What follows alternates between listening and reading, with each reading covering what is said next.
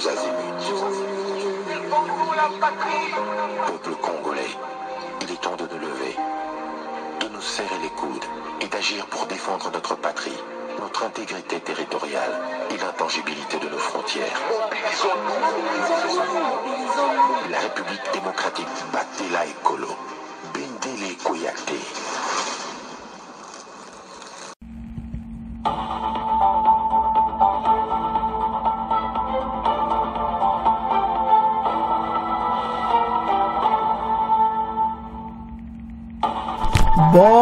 Bonsoir, bonsoir, bonjour.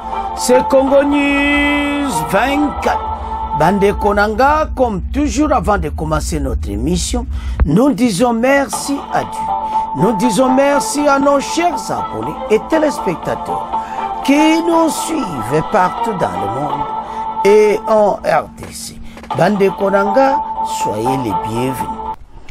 À la une, chers téléspectateurs, on va commencer cette émission, Bandeko. Les facilitateurs confirmés.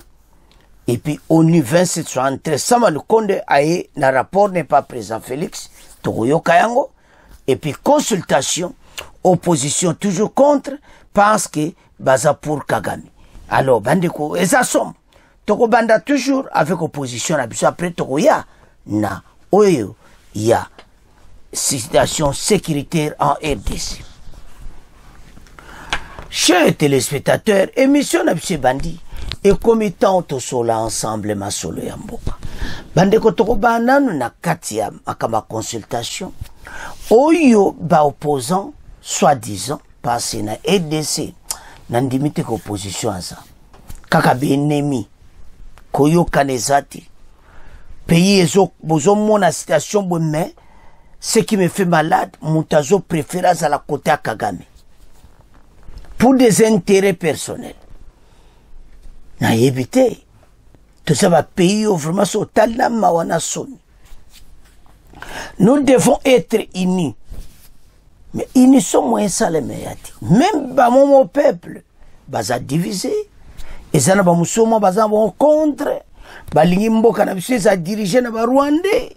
Donc, osomona ga kedo ezo sala passe. Alors, mais la situation au ya est bakutaraki na bakushibeli bakoleka bomona bango tout mais bango tout bazana liloba que tous à l'enforce tout bundana est tous eza lokola léopard sélection mais ba sélectionner ba oyo bakwa kubunda eza bo te bazana be intérêt privé parce makaba gato ezati makaba mbongo ezati mais tout bunda comme un seul homme dans la politique to faire face avec Kagame. Kagame n'a jamais eu makambo azomona lelo. Azeko traité RDC loko la propriété privée naï. Azeko coopérer na tous les groupes armés. Mais n'a pas compagnon se koufi. À mon équipe qui n'est direct invasion. Allez, à imposer administration. Voilà makambo. Mais pourquoi tout ça? Parce qu'il y a la trahison na katia armée et puis si Kagame nzela yakoya ko salwa wana ko salate.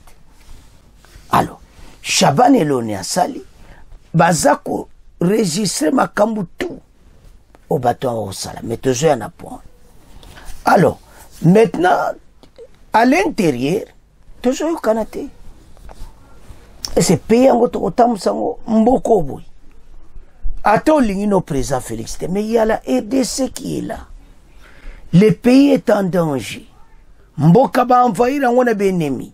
En plein soleil comme ça. Les Américains et les Européens, deux poids, deux mesures. Tout ce monde. Voilà la situation où tu as parcouru. Et comme étant où tu as besoin de téléma, tu as na makambo. Mais ce qui est vrai, c'est que l'armée na biso, baza penana posa kobunda. Mais avec quel commandement? C'est ça le problème. Djangoti ne pesi makamuswe beli. Alors, tu as une opposition sur Est, bon, auto avance. Notre pays est menacé de partout. Une partie de son espace est occupée par un pays voisin. Je ne peux pas vous dire combien ils tuent par jour. Je ne peux pas vous compter ce qu'ils pillent, combien est amené de l'autre côté du Rwanda. Nous avons répondu à cet appel qu'on aide les chefs de l'État. Ce que j'appelle aujourd'hui les léopards politiques et diplomatiques pour faire face à la menace. Libérer les partis occupés et ensuite développer les pays. Alors, wana maloba ya Bitakwira. Tokoyoka su bakote wana nyos. Ebele, ba rejoindre, ba yo comprendre te, il faut te dire. Même Mouzito, Azan est prêt. Donc, nous avons insisté sur le fait que, tout en consultant, que nos fronts soient renforcés. Les FARDC et les Wazalendo ont commencé à récupérer les partis occupés. Et j'invite les secteurs sociopolitiques d'être à bord, celui qui répondra à cet appel. Bandegondebo Mona, Katumbi, Kabila, Fayulu, Bango Pona Bango, Peye Kenenango, Kakapo Balinga ka président Félix Tshisekedi. C'est bizarre. Il fallait Bango Batelema. Qu'ils viennent, tout bunda pona pays est libéré, après tout sola makambouan. Comme bazo sola nananga l'air nyos, cette opposition est à faux opposition. Ba faux batu. Batu balingi mbokati. Et Kagame est en train de régner pour le moment, na katia mboka na biso. Mais ayeba ete, ezaka pona péditon. Tout développer ma solo, tout l'en a payé extrait. À Kinshasa, les consultations politiques poursuivent leur bonhomme de chemin. Ce week-end, les personnalités consultées ne jurent que sur l'unité et surtout sur l'esprit patriotique. Patience Mbokatoukou. L'intégrité territoriale, la taille du gouvernement d'union nationale sont là quelques points que les chefs des regroupements des partis politiques ont évoqués après avoir été reçus par le conseiller spécial du chef de l'État en matière de sécurité, Désiré Kashmir Kolongele. Tous sont déterminés pour la République démocratique du Congo retrouve sa paix et à mettre les ennemis hors du territoire national. Nos discussions ont porté sur la situation que traverse le pays pour le moment, aussi sur la formation du gouvernement d'union nationale. Nous avons tout d'abord réitéré notre confiance et notre soutien au chef de l'État. Et c'est comme ça que AV s'est présenté aujourd'hui pour appuyer le chef de l'État dans cette démarche de la recherche de la cohésion nationale et aussi comment nous pouvons trouver la solution aux problèmes que vit notre pays actuellement à l'est de la République démocratique du Congo. Quand une maison brûle, on ne s'attarde pas à avoir des réunions de famille qui peuvent se tenir aussi, mais on cherche d'abord à éteindre le feu. La souveraineté nationale n'est pas discutable. Nous sommes mis d'accord sur plusieurs principes qui entourent la formation de ce gouvernement en donnant notre position sur un gouvernement, bien entendu de large union nationale, mais un gouvernement de mission qui doit terminer la guerre à l'Est. Nous avons répondu à cet appel pour connaître le chef de l'État, à former ce que j'appellerai aujourd'hui les léopards politiques et diplomatiques pour faire face à la menace. D'abord, libérer les partis occupés et ensuite, développer le pays. La cohésion nationale, c'est pour répondre à l'impératif du moment. L'impératif du moment, c'est quoi? C'est la gestion de la guerre. Parce que pour bien gérer la guerre, nous devons être tous unis. Parlant du gouvernement d'union nationale, c'est un gouvernement qui se compose au moment spécial. Nous sommes en pleine guerre. On a besoin de personnalités qui peuvent quand même apporter un plus par rapport à ce qu'on a vécu, afin qu'aussi, de manière aussi que ceux qui nous agressent sentent qu'en face d'eux, il y a un gouvernement qui est là juste pour mettre fin à cette guerre. Très motivé pour remplir la tâche que le chef de l'État lui a confiée, Désiré Kashmir Kolongele poursuit les consultations politiques avec abnégation. Bandeko tolandi stressé la consultation ndeni bakene komona Eberand Oaza conseiller spécial en matière de sécurité à chef de l'État na masolo nyonso ndenge leki bamoni te bazala une force pona koloba pona pays parce que baza opposant ezate opposant kaka ezala Katumbi Fayulu o bazala bato ebele et tout ça soki bango babona bango c'est-à-dire baza côté ennemi parce qu'il y a des choix. Tous à l'ensemble, gouvernement ensemble, union nationale, ou bien tous à la côté qu'on a ba sango ensemble. Parce que les prêtres ont trahi ces prix. Bango ba sango pena, moto ba bomi wa kambo. Basala ba négociation marque na bango, basala oyo wana. Mais président Félix est malin. Soka pexé bango, il va continuer na chemin. Alors, bon on a même makambo bazoloba contre les pays. Donnons un exemple. Envoyé spécial à, je m'excuse, il y a congrès américain, ou il y a congrès américain, ou il y a cané parlementaire, ou il y a qui pas n'abisso. Les parlementaires à question, à quel moment opposition, ba lobby ma bé pour n'amboka. À quel moment ba sango, ba lobby ma bé pour n'amboka. Les messieurs là à zonga sani, à Poititou, à le coup à l'intérieur basé au Canada. Infraction. Gouvernement, et un gouvernement et démocratie et tout ça. C'est tout ça comprendre. Patrick Mouya répondait que par Ronnie Jackson directement, c'est parce que il y a une administration américaine, il y a un parlementaire. Comment il y a une investigation, mais na RDC a coûté ba faillu ba sango et tout ces gens. Bazo bomamboka. Consultation nationale oyo bino basango ina pacte mnezani. Mais kota Kagame asoli kana Kagame sili. Asoli la mutu musuta. Akena Brazzaville asoli kana sasu mutu musuti. Mais pas na bisa soli na batwana ba teki mboka. Ba le mabe pona mboka. Américain tangazunga sane, a le pe mabe. Oyo bango ba yebisi. Voilà comment ces gens vont détruire Mboka. Balingi to sangana te to défendre Mboka. Mais je vous assure que na ndenge makambo ezokende. Bino bo nyoso bo espoir nanga okoma na kisasa okoma te. Ebe kondimelanga. Makambo ezosila. Porte ba konji ba fungole libango. Eza porte eza qui fermé depuis longtemps, 3 ans. Qu'on ne peut pas négocier avec les 23. Allez, mbamo ba fungole nos portes. Boye na binod. Bokeyo otoke doa. Bokeyi. Mais koto yo bo sala 2 poids, 2 koto. Ah non. Mais Kagame okoma na suka. Boyane monsieur elekaki. Ba jena Bukavu. Parce que la population qu'on se prend en charge. Ndeto okende. Nations Unies ont salé le côté. Population qu'on se prend en charge à côté d'Anzil. Parce que Bazan a besoin de paix. Mais il n'y a pas la paix. Alors, sur autant la situation, mon qui est payé qu'aucun politique. Mais est-ce ça la mort? Tout le monde bangonio soana. Bon comprendre, bon yokende ba lobby. Chaque parti politique, chaque groupement politique, bah lobby. Parce que au bunda. Mais les autres là, au bazo yo karate ba vaninye. Ba yakato du échec, mais ba on ne ba du échec. La autre sabino que batwa na ba kotika ko gagner. Kuta va même ma solo tout ça peuple na ko révolution ko sala makuna. Révolte contre batwa.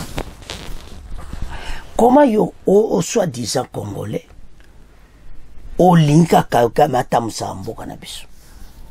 Vous saviez à combien longtemps? Plus de 30 ans. Il est là contre notre pays. Alors les amao. Ya obandeko. To tiki premier point na bino. To komo kende na deuxième point.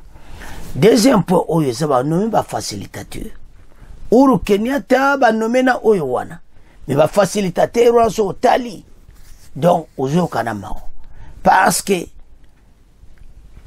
côté Kunape, Doazo Sala. Côté Bambasa. Alors, l'impérialisme va supporter côté Qatar. C'est quoi, l'Union africaine au Moussani. Alors, entre-temps, Chaban a documenté ma kamunyoso. Oyo bazo salamboka na biso. Boko landa mon émission. Que batwa ne faut pas souka mabi. ce qui trahit ces pays oyo tout bakosuka parce que bazo documenter yango très bien pour bande o basal na walikale mawa sont en train de tuer koboma chaque jour. Alors o tout Kagame osala akopaye yango total. Alors ndebo mona wana les facilitateurs confirmés et puis ça va le condamner ko confirmer par Fachi que voilà rapport pour la résolution les photos à Syrie yango était Kagame ba bengane na makasi. Alors so tala facilitateur ou keneta c'est bon au Basanjo c'est bon bon musona pe bazamo bien mais problème est que makabele ke na Qatar siko toko suka neni Qatar Sadek EAC donc il y a un problème là. Alors tout cela Kagame a très content parce que tant ezokine entre tant ezobenda ba minera au salama benai entre ta Kagame azobenda ba minera zokena ezaki na visioconférence Kagame ye wana présent bango tout ba nommer bateau pour attendre mais Kagame entre temps azako tinda biloko makamune na EDC bazobende ba plan azoteka mayebe ki tozane maile mboka na msiko kabona te minere pe ko sila sama bilete Kagame yo ko suka mabe na batu na yoyo o bazana EDC ba opesa ko tout ba o supporter yo boko suka mabe la EDC ne pliera pas tozonga simate tozoke liboso pe tokobunda ti to longue bitumba oyo tolanda extrait oyo ya visioconférence to démarrer pe na sama lukonde na lettre ya vice-ministre de l'Intérieur, VPM, vice-premier ministre, et puis ministre de l'Intérieur, Jacques Chaban. Tolanda. De l'Intérieur, sécurité, décentralisation et affaires coutumières continuent à documenter les graves violations perpétrées par l'armée rwandaise et ses supplétifs M23 AFC afin que justice soit faite. Des précisions dans ce communiqué qui retrace les faits commis du 17 au 27 mars 2025. Une lecture de Eric Kabamba. Les ministères de l'Intérieur, Sécurité, Décentralisation et Affaires coutumières informent l'opinion tant nationale qu'internationale que l'armée rwandaise et ses supplétifs persistent dans les actes de violation de l'intégrité du territoire national, des assassinats, des tortures, viols, pillages, dont les plus récents sont actes d'épuration ethnique avec installation des centaines de familles rwandaises dans les zones sous occupation, précisément dans les chefferies de Baoundé et Bachali, en territoire de Massissi, les chefferies de Bouicha et Bouito, en territoire de Rutshuru, et dans la chefferie de Bukumu, en territoire de Nyiragongo. Ces plans criminels est suivi par une occupation illégale des terres des autochtones.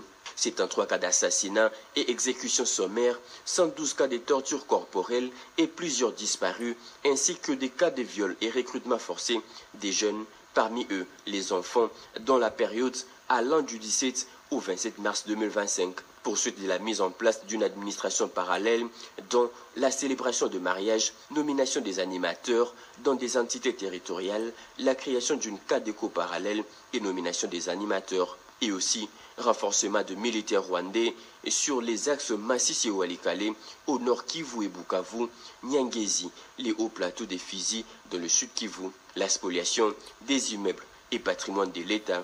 Ces faits, cités si haut, qui s'ajoutent à plusieurs autres, constitue une violation flagrante des instruments internationaux comme la Charte des Nations Unies, l'acte constitutif de l'Union africaine et la résolution 2773/2025 du Conseil de sécurité des Nations Unies. Le ministère de l'Intérieur, Sécurité, Décentralisation et Affaires coutumières continue à documenter ces graves violations perpétrées par l'armée rwandaise et ses supplétifs M23 AFC afin que la justice soit faite à Kinshasa le 29 mars 2025, communiqué signé Chabani Luko Biango, Jacques Men. Le président de la République a reçu en semaine le speaker du Sénat, Michel Samaloukonde, est venu faire le rapport de sa tournée européenne.